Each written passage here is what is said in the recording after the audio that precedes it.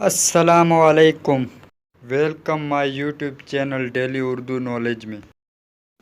दुनिया की सबसे बड़ी इमारत कौन सी है?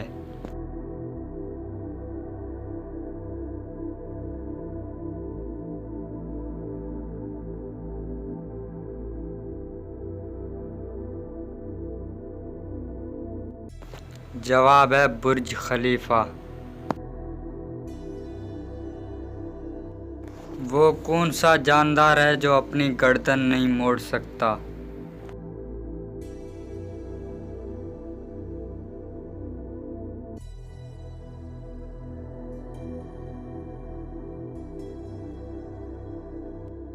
मेंढक।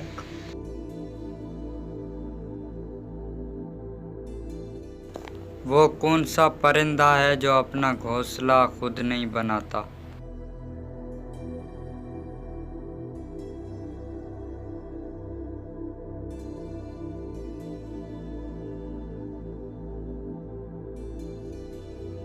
जवाब है कोयल।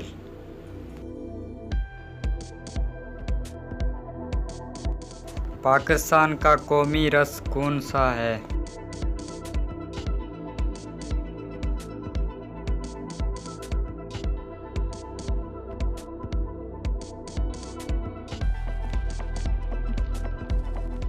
जवाब है गन्ने का रस।